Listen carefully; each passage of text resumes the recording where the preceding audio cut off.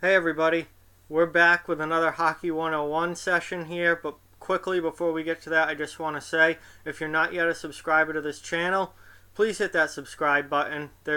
As long as you're a fan of hockey and a fan of the NHL, there are videos here for you. If you're just learning hockey, or have someone who watches it but wants to understand more of the X's and O's and deeper, things about it, then this series is definitely for you. So just hit that subscribe button and enjoy the channel, and please follow it. Right now we're going to talk about the two-man forecheck. So if you're ever watching hockey and you hear them talking about forechecking and getting two men in on the forecheck or a two-man forecheck, this is what they're talking about. So I've got an offensive zone here, with this being the blue line and then obviously the net and behind the net. I'm certainly not an artist, so you'll just have to bear with my rough sketches here.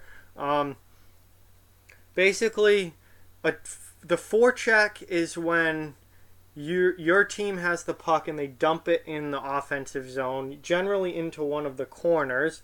We'll say this corner for now. So there's the puck. You dump it in from the neutral zone and then go on the attack. You have three forwards and two defensemen on the ice. So the forechecking is generally done by the forwards. And now a two-man forecheck is when you send two forwards in after the puck as opposed to just one. So basically the idea here is that let's say your forwards are all out here, just crossing the blue line when it gets dumped in. Basically what happens is one forward comes in and takes the man, and then the second forward comes in and takes the puck, and then the third forward will stay high right around here as the third man high in good defensive positioning in case these two don't get the puck and you go back the other way. You need to have one person back in form of good defensive position. So generally, you send the two closest players in after the puck, and because the other team's going to have a defenseman back here retrieving this puck. So what you want to do is get the first player in there, and he takes the body. The first man comes in, and if that's the other team's defenseman, the first man comes in and takes the body and eliminates him with a body check on the play, pins him up against the boards, does whatever he can physically to help get the puck. And then the second guy, see, this guy's in the corner now, and then the second guy comes in, and he comes in this way and takes the puck, and it's his job to come in and get the puck. So the first guy, checks the defenseman or pins him against the boards, does whatever he can to stop that defenseman from getting the puck out of the zone. And then the second guy comes in right behind him and takes the puck himself and then gains possession of the puck in the offensive zone. And that's how a two-man forecheck is supposed to work. It certainly doesn't work all the time. Sometimes the defenseman, either avoids the check of the first guy or gets the puck to his partner before the forecheckers get there, and they get the puck out of the zone. There's no forecheck that works all the time. This is an aggressive form of forechecking.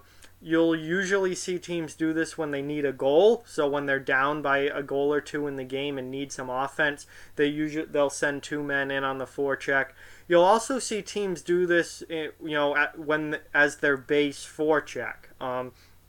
More aggressive teams, not every team, but more aggressive teams, they like getting two men in all the time, or maybe not when they're protecting a lead. They want to stay in better defensive position for when they have the lead. But if it's a tie game or if they're down by a goal, this is the kind of forechecking that they do. They send two forwards in and leave one high as a good defensive positioning. It's called third man high.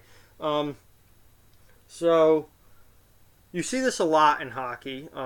And sometimes if you're down by a couple goals and it's late last minute of the third period or last couple minutes of the third period, you'll even see all three forwards in on the forecheck trying to get the puck. But that's in times of absolute desperation when you have to score. So very late in the game when you're losing.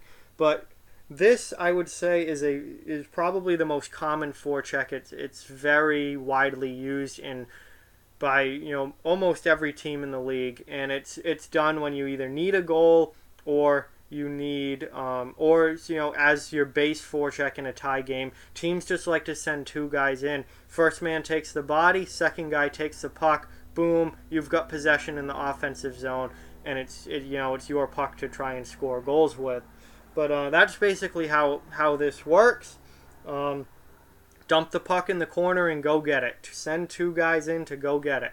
And that is the two-man forecheck, and it's something you'll see all the time watching NHL hockey, or really hockey at any level. Even my high school team, we often used a two-man forecheck, and that was the first guy takes the body, second guy takes the puck, third guy stays high in good defensive posture.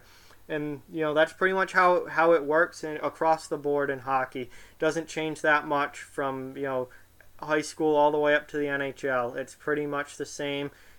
You got to have the third guy high and the other two forwards just go and get the puck.